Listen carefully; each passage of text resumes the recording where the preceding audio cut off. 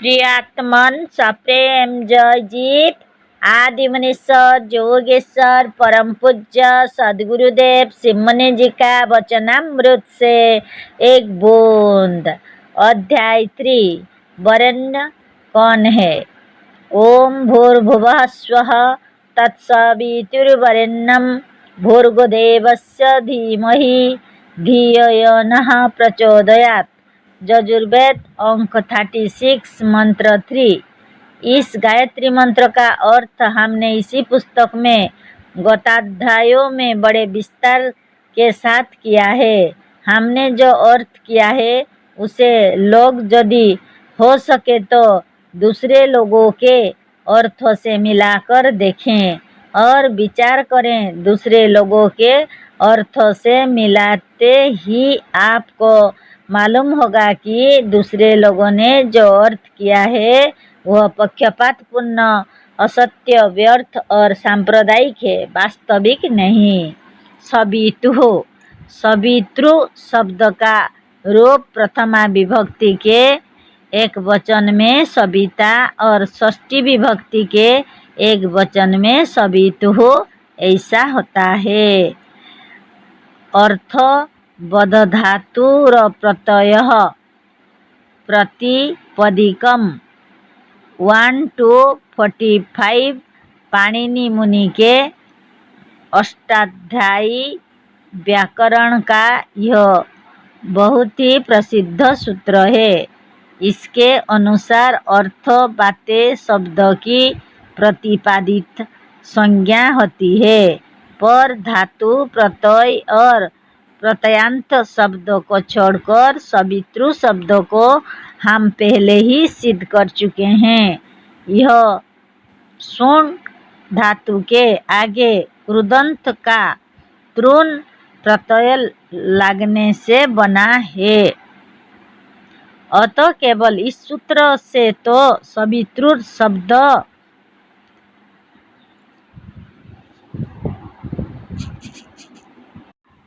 प्रत्ययान्त होने के कारण प्रतिपादित संज्ञा को प्राप्त नहीं होता, पर इस सूत्र के आगे एक सूत्र है, कृतोद्धित्व समासाच्य 1 to 46। इस सूत्र का अर्थ यह है कि कृदंत, तद्धित, प्रत्ययान्त और समास इस सबों की ही प्रतिपादित संज्ञा हो।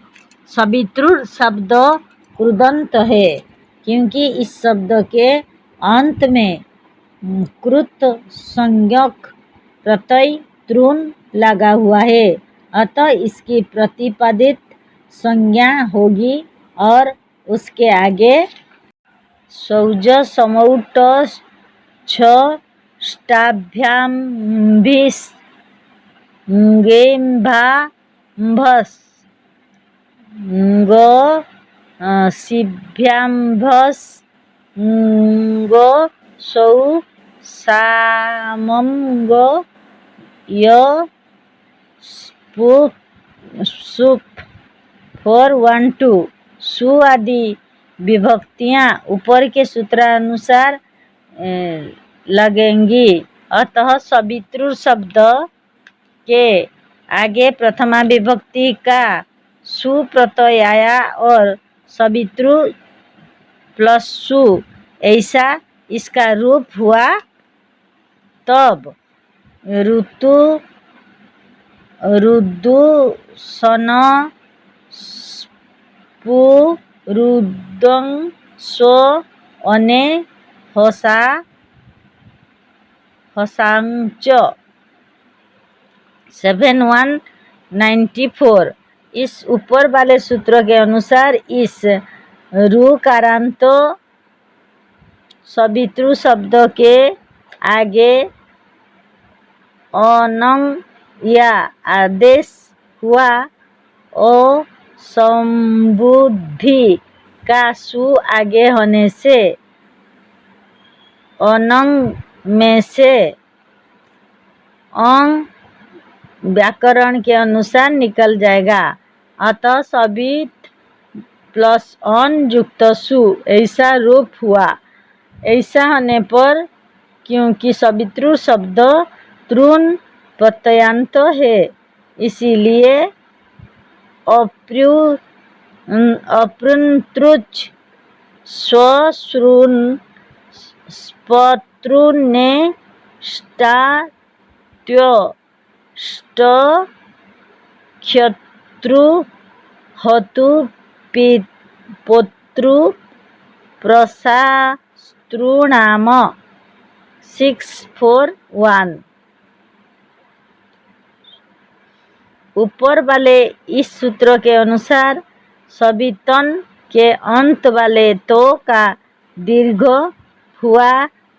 ये इसका रूप सबितान प्लस सु ऐसा हुआ। इसमें सु और सु के उ का उपदेश अजनुनासिक इत। इस सूत्र में इत संज्ञा हुई और इत संज्ञा होने से तस्येतः लोपः। इस सूत्र से इत संज्ञक उ का लोप हुआ, तब सबितान प्लस स ऐसा रूप रह गया। संयोगान्त स्य लोपः। इसमें स का भी लोप हुआ, खाली रह गया सबितान। न लोपः प्रतिपादिकान्तस्य 827। इस सूत्र के अनुसार प्रतिपादिक संज्ञा वाले पद के अंत वाले नकार का लोप होना चाहिए। अतः सबितान के न का लोप होने से सविता शब्द सिद्ध हुआ, क्योंकि यह सविता शब्द सुंग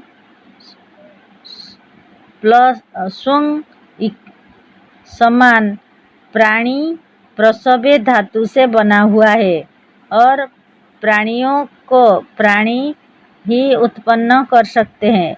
अतः सविता का अर्थ आत्मा है, क्योंकि आत्मा वाले शरीर में ही प्राण रहता है और आत्मा वाले प्राणी ही प्राणियों को उत्पन्न कर सकते हैं, मुर्दे नहीं। मजहबी लोगों का काल्पनिक ईश्वर तो सर्वव्यापक होने से मजहबी लोगों के अनुसार मुर्दे में भी है, पर इतने बड़े शक्तिमान ईश्वर के रहने पर भी निर्जीव मनुष्य शरीर किसी मनुष्य को या निर्जीव और मुर्दा बीज वृक्षों के पौधों को उत्पन्न नहीं कर सकता। अतः चरा अचर को उत्पन्न करने वाली वस्तु आत्मा है और यही प्रत्यक्ष है। स्वामी दयानंद जी ने सत्यार्थ प्रकाश में कहा है कि यह सुनत्यु उत्पादयति सर्व जगत स सविता। जो सब जगत को उत्पन्न करता है वही सविता है। प्रत्येक वस्तु नष्ट होने पर अपने प्रलय काल में बीज रूप में रह जाती है। उसी बीज से लेकर उसी वस्तु की उत्पत्ति होती है। पर बीज यदि निर्जीव हुआ तो मुर्दा बीज पौधों को उत्पन्न नहीं कर सकता। अतः यह जीवात्मा ही सविता है। मजहबी ईश्वर तो सर्वव्यापक होने से निर्जीव मृत और मुर्दे बीज में भी है। यदि ईश्वर किसी को उत्पन्न कर सकता होता तो मुर्दा शरीर और निर्जीव बीज भी मनुष्य और वृक्षों को उत्पन्न कर सकता, क्योंकि सर्वव्यापक ईश्वर तो मुर्दा शरीर और मुर्दा बीज में भी रहता है। इन बातों को मनुष्य प्रत्यक्ष देखते हुए भी वृक्षों, मनुष्यों और चींटी से लेकर हाथी तक के जीवों का उत्पादक ईश्वर को मानता है। यह मूर्खता ही है और मजहबी पक्षपात ही नहीं है, किंतु ऐसा मानना इस आत्मा की अप्रतिष्ठा और अवहेला भी है। सच्चे उत्पादक को भूलकर लोग काल्पनिक ईश्वर को मानकर हर तरह से नीचे गिरते जा रहे हैं। जो किसी को उत्पन्न नहीं कर सकता, उसी को सबका उत्पादक और पिता कहा जा रहा है। और जो आज भी सबको उत्पन्न कर रहा है, उसे लोग भूल रहे हैं। लोग अपनी सच्ची शक्ति भूलकर ही नहीं, छोड़कर भी गधे की सींग और आकाश पुष्प के समान सर्वथा असत्य और काल्पनिक ईश्वर के पीछे दौड़ रहे हैं। गायत्री शब्द में सविता शब्द इसीलिए दिया हुआ था कि लोग इसके अर्थ पर विचार कर अपने आत्मबल, मनबल और इच्छा शक्ति को पहचान सकें। पर इतना साफ होने पर भी लोगों ने सविता शब्द का अर्थ अपना काल्पनिक ईश्वर लगाया और उसको ही सबका उत्पादक और जनक माना। लोग कहते हैं कि आत्मा तो एक चींटी भी नहीं उत्पन्न कर सकता, पर ईश्वर तो सबको उत्पन्न कर सकता है। यह कहते समय लोग यह भूल जाते हैं कि सत्य क्या है। सच तो यह है कि ईश्वर तो एक चींटी भी नहीं उत्पन्न कर सकता। यदि चींटी ना हो, चींटी उत्पन्न करती है, ईश्वर नहीं। यह प्रत्यक्ष है। लोग कहते हैं कि पहले चींटी को चींटी ने नहीं, ईश्वर ने उत्पन्न किया था। क्या ईश्वर भक्तों ने यह देखा था? यदि नहीं तो इसे मान कैसे लिया? यदि आज ईश्वर या कोई बिना चींटी के चींटी उत्पन्न नहीं कर सकता तो पहले भी नहीं किया होगा। यह सब मूर्खों की कल्पना है। बीज से वृक्ष और वृक्ष से बीज सर्वदा से होता आया है। जैसे तुम्हारा काल्पनिक ईश्वर अनादि है, उसी तरह से यह बीज से वृक्ष और वृक्ष से बीज वाला क्रम भी अनादि है। जैसे तुम्हारा काल्पनिक ईश्वर इसी तरह से अनादिकाल से चला आ रहा है, उसी तरह यह चींटी से चींटी, हाथी से हाथी, गेहूं से गेहूं और मनुष्य से मनुष्य वाला क्रम भी अनादिकाल से चला आ रहा है। भेद केवल इतना ही है कि आपका ईश्वर काल्पनिक है और यह वास्तविक है। पर निर्जीव वृक्ष, निर्जीव बीज या निर्जीव मनुष्य कुछ उत्पन्न नहीं कर सकता, किंतु उनके भीतर की आत्मा ही उत्पत्ति का कारण होती है। अतः आत्मा का ही नाम सविता है। अब हम सचे वरेण्यम शब्द का अर्थ करना चाहते हैं। अब हम नीचे वरेण्य शब्द का अर्थ करना चाहते हैं। इस लेख में कुछ वाक्य अर्थ साफ करने के लिए बार बार आ गए हैं। पाठक इसे 10 में ना गिनेंगे।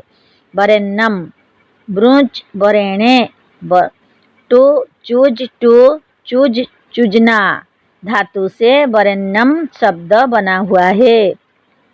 मतलब यह है कि ब्रुंच धातु वर्ण करने या चुनने के अर्थ में आता है।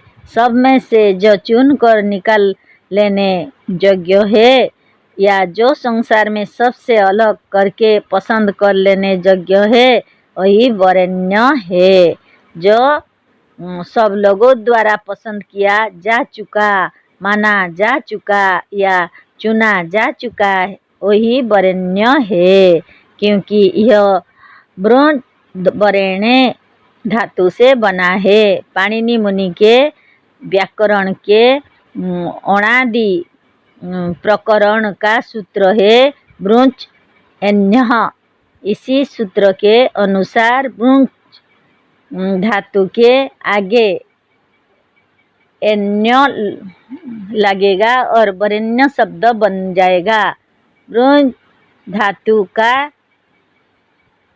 यह हल है, अतः हलंतम इस सूत्र के अनुसार यह की इस संज्ञा होने से सत्यलोप इस सूत्र से उसका लोप हुआ और ब्रुजुक्त एन्य रह गया। अब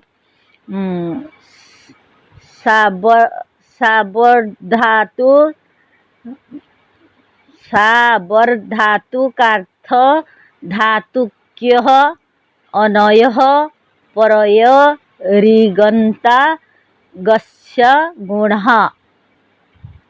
7384। इस सूत्र से ब्रू के इक र्यु का गुण हुआ और उरणर परः 1151। इस सूत्र में र्यु का और होकर ब्रू युक्त और युक्त एन ऐसा बना। इसी को एक में मिलाने से वरेण्य बना और द्वितीय की ओम विभक्ति लगाने पर वरेण्यम शब्द बना है। वरेण्य शब्द का अर्थ ऊपर किया गया है कि जिसे सब ने चुना या पसंद किया हो या जो संसार में सबसे अधिक सर्वप्रिय हो। क्या ऐसा किसी मजहब का मजहबी ईश्वर है जिसे सब लोग मानते हो? ऐसा केवल अपनी आत्मा है। संसार में सबको सबसे प्रिय उसका अपना जीवन है, प्राण है या आत्मा है। इसी से जिसे यह बहुत प्यार करता है उसे प्राण प्यारे या प्राण प्यारी कहता है। जिसे मनुष्य बहुत प्यार करता है उसे कहता है कि आप हमें प्राणों के समान प्रिय हैं। मजहबी और काल्पनिक देवता देवी और भगवान को भी मनुष्य यदि सबको मानता है तो अपने लिए मानता है, अपना भला होने के लिए मानता है, अपने स्वार्थ के लिए सबको पूजता है। एक पैसे का अक्षत फूल चढ़ाकर मनुष्य भगवान से यह वस्तु मांगता है जिसे लाखों खर्च करके भी नहीं प्राप्त कर सकता। जिला होशंगाबाद के पिपरिया में मुनि समाज का अधिवेशन हो चुका था। इसी के विरोध में पिपरिया में नदी के किनारे अखंड कीर्तन के लिए एक मंदिर बनाया गया। काल्पनिक भगवान की एक बहुत सुंदर मूर्ति मंगाकर वहाँ रखी गई। रात दिन वहाँ पर 50 आदमी बराबर अखंड कीर्तन करने लगे। कुछ दिनों के बाद मंदिर में आग लग गई। भगवान के तमाम प्रेमी और भक्त अपनी अपनी जान लेकर भाग गए। मजहबी भगवान अपने को ही नहीं बचा सके, दूसरों को क्या बचावेंगे। ठाकुर जी को जलता हुआ छोड़कर बड़े बड़े भक्तों का अपनी अपनी जान लेकर भागना यह सिद्ध करता है कि अपनी जान, जीवन, जीव या आत्मा संसार में सबके लिए सबसे अधिक प्रिय वस्तु है। चुनाव में 20 आदमी खड़े हैं। 20 में सबसे अधिक प्रत्येक मनुष्य किसका चुना जाना पसंद करता है? अपने आप का प्रत्येक विपत्ति से सबसे पहले प्राणी मात्र किसे बचाना चाहते हैं? अपने को, अपने आप को। अपनी समझ से किसी उच्च पद के लिए मनुष्य मात्र अपने मन में सबसे अधिक किसे पसंद करता या मानता है? अपने को, अपने आप को। अतः प्राणी मात्र के लिए वरेण्य, वरणीय, वरण करने योग्य, पसंद करने योग्य और चुनने योग्य कौन है? अपना आप। यह अपना आप, यह अपना ट्रू सेल्फ कौन है? इसका सही, निष्पक्ष और सच्चा उत्तर यह है कि वरेण्य सिवा अपनी आत्मा के दूसरा नहीं हो सकता। पर हमारे इस भाष्य को छोड़कर प्राचीन काल में गायत्री मंत्र के जितने भाष्य हुए हैं सब में वरेण्य उसी काल्पनिक भगवान को माना है।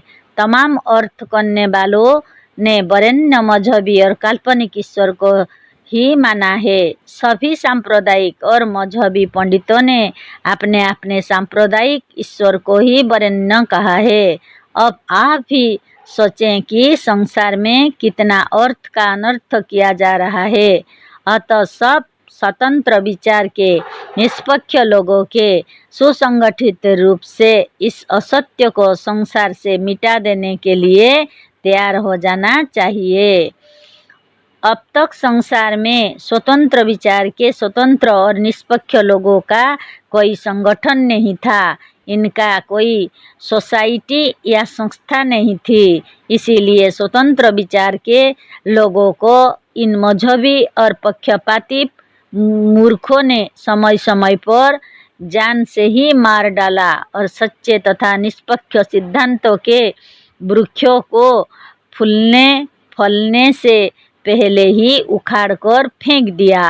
अतः वे लोग जो मजहबी और सांप्रदायिक झूठाइयों को समझ गए हैं, उन्हें भी शीघ्र ही सुसंगठित हो जाना चाहिए। स्वतंत्र, सत्य और निष्पक्ष विचार के मनुष्यों की एक संस्था संसार में खुल गई है। इसका नाम मुनि समाज है। मुनि समाज में सभी स्वतंत्र विचार के लोगों को सम्मिलित हो जाना चाहिए और दूसरों को भी इसमें सम्मिलित करने के लिए बराबर प्रयत्न करते रहना चाहिए। मुनि समाज का प्रधान कार्यालय मुनीश्वर मठ, मोहल्ला अल्लाहदादपुर, गोरखपुर, उत्तर प्रदेश में है। जय जीव।